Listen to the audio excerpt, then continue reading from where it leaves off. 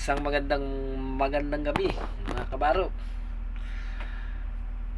Matagal ding natingga yung bus natin na isang linggo rin akong hindi nakabiyahe. Ngayon narito na ako muli sa garahe namin dito sa Ternate. Ayan mga kabaro, papakita ko sa inyo yung aming garahe. Ito. Ayan. Kung makikita ninyo, anong oras na, mga alas 8 na yata. Gabi wala pa rin yung iba, maluwag na maluwag pa.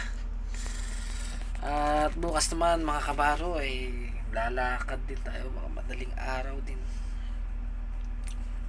Isang linggo rin hindi nakabiyahe ang kabaro nyo dahil yung pyesa ng bus medyo natagalan, kaya hindi nakabiyahe ng isang linggo.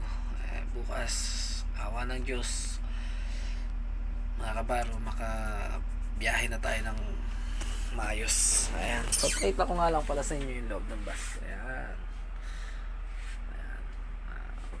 may pin-repair ko lang muna yung gagamitin namin bukas.